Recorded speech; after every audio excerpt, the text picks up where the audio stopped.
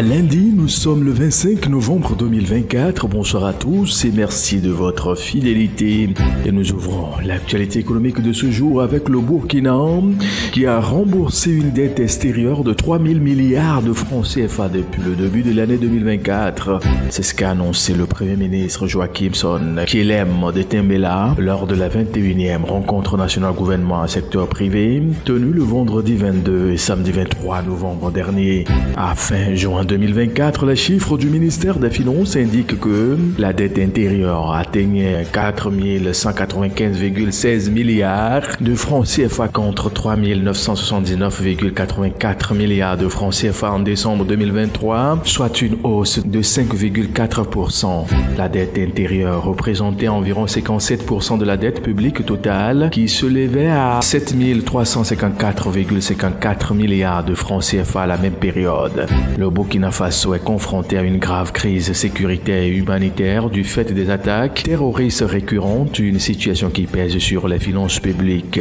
Il se tourne alors vers les marchés financiers pour financer son programme d'investissement public. Les fonds mobilisés servent notamment à développer les infrastructures et les services de base indispensables au maintien de la résilience nationale. Au point 2 de l'actualité économique, notez qu'en Côte d'Ivoire, la Commission des affaires économiques et financières de l'Assemblée nationale a validé la dotation budgétaire de 76,80 milliards de francs CFA du ministère de la Construction, du Logement et de l'Urbanisme. Ce budget qui sera alloué pour l'année 2025 vise à soutenir la mise en œuvre et le suivi des politiques publiques dans ce secteur stratégique, selon un communiqué du ministère en charge du secteur. Selon les données du recensement général de la population et de l'habitat de 2021, plus de 52,5% des Ivoiriens vivent désormais en milieu urbain, ce qui exerce une pression croissante sur les infrastructures et services de base alors que le pays fait face à un déficit de logement de 600 000 unités par an. Parallèlement, la gestion du foncier urbain demeure un défi, alimentant l'expansion désordonnée des villes et aggravant les disparités socio-économiques. Pour répondre à ces défis, le gouvernement ivoirien mise sur des outils de planification, le schéma directeur d'urbanisation pour le Grand Abidjan et la révision des plans d'urbanisme des principales villes dont Yamoussoukro et les 31 chefs-lieux de région figurent parmi les initiatives phares. Le ministère nigérian de l'Agriculture et de la Sécurité alimentaire a signé un protocole d'accord visant à stimuler les investissements privés dans le secteur agricole avec l'appui du think tank. L'événement a eu lieu en marge du sommet des chefs d'État et de gouvernement du G20 qui s'est tenu du 18 au 19 novembre dernier à Rio de Janeiro. D'après Timitop Fachedemi, secrétaire permanent au ministère nigérien de l'Agriculture, l'initiative permettra d'attirer 4,3 milliards de dollars d'investissement du secteur privé dans des domaines clés tels que la production locale d'engrais, les semences hybrides et le financement agricole. D'un coût total évalué à environ 1,2 milliard de dollars, ce programme vise à faciliter le transfert de technologies entre les deux pays afin de renforcer la production alimentaire. Globalement, les investissements prévus, s'ils se concrétisent, devraient contribuer à soutenir le développement des domaines agricoles ciblés, en l'occurrence celui des engrais qui a déjà réalisé de gros progrès ces dernières années.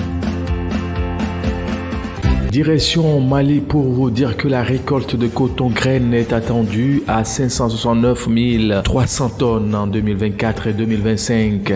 C'est ce que révèlent les dernières estimations rapportées par le programme régional de production intégrée de coton en Afrique dans son dernier bulletin d'information publié le mardi 19 novembre dernier. Cette prévision, si elle se réalisait, traduirait une baisse de 17% par rapport à la production de 690 000 tonnes enregistrée par l'appareil productif au cours de la campagne précédente.